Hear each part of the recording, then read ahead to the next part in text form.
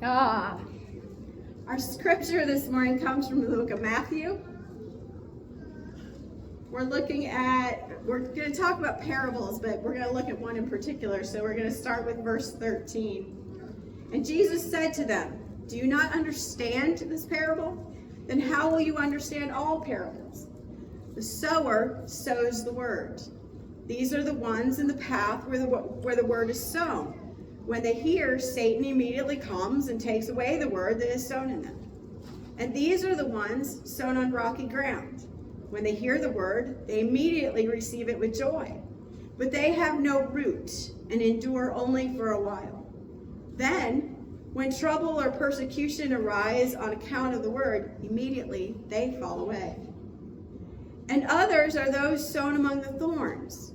These are the ones who hear the word, but the cares of the age and the lure of wealth and the desire of other things come in, choke the word, and it yields nothing. And then there are the ones sown on good soil. They hear the word, accept it, bear fruit, 30, 60, and 100-fold. I'm going to assume that I'm speaking to the choir of those of us who have been, put in good soil and that we're producing a crop because I'm in church, A. But I also would like to talk about how sometimes, that seed needs a little bit of nourishment. Now, most of you know that when I left Cincinnati, the church that I was at there, I kind of took a break. I was pretty burnt out. I was pretty tired. And the world it was like, I need to find God. So I did. I spent time in a food pantry where I was able to encounter people and to hear their stories and to just engage. I remember one day there was a family that came in. It was close to closing time. And there was this little girl, and she kept eyeing the cakes. And I finally looked at her, I said, "Do you want one?" She goes, "It's my mom's birthday."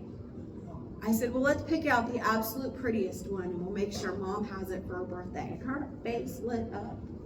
And you could tell that there was love, and there was joy in that family, and there was. And it was like seeing God's presence. Wednesday, just as Mary, your devotion today was excellent because it's exactly where I'm going too. On Wednesday in the devotional for Lent, we talked about silence. Now I remember I used to put this in other devotionals and I would have people come in and they would argue with me. Well, what do you mean by silence? Does that mean everything has to be quiet? Does that mean that I have to still all the thoughts in my head? And they would come up with one excuse after another to fight against just shut up and sit still. No, it's that simple. Just to sit still.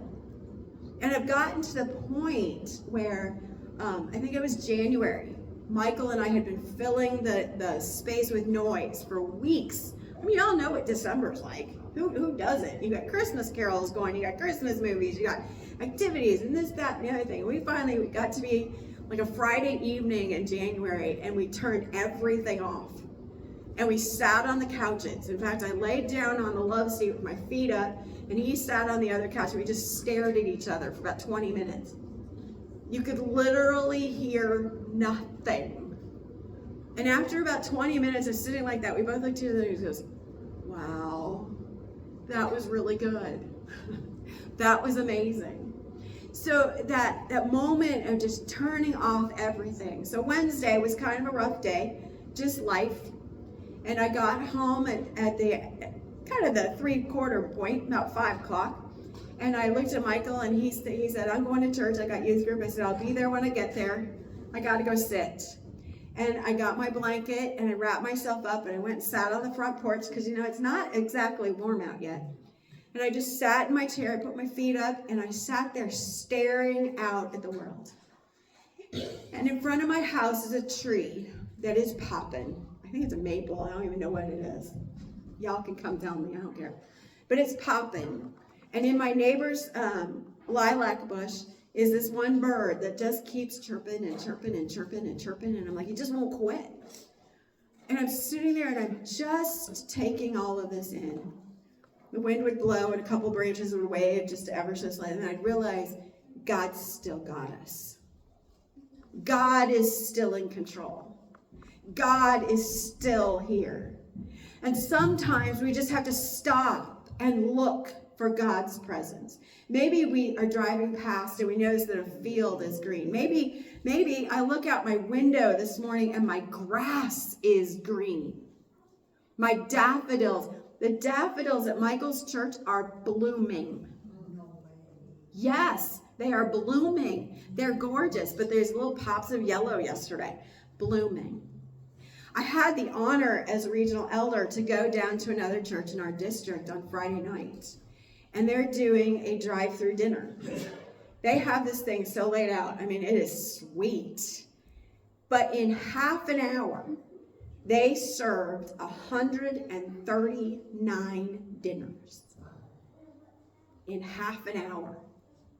And then they had this whole shopping area where people could come in and get bags of groceries. And all I could do in the breaks that I had to watch was say, God is present. God is active. See, I am one of those seeds that's been planted in pretty decent soil. Not to be arrogant and not to brag, but I think we all are. I think we're all those seeds that have been planted in good soil. But even the best plants need to be fertilized, need a little rain, need some food.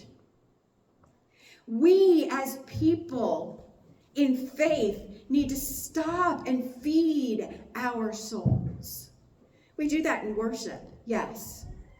But every day, God offers us the opportunity to witness God's creation, God's love, God's people, God,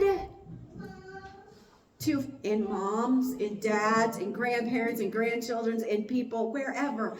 But there's those opportunities to feed every day if we're looking. You're good plants. You're growing. But don't wither because you forget to look for God. Don't wither because we get caught up in, I have to have it my ways. Don't wither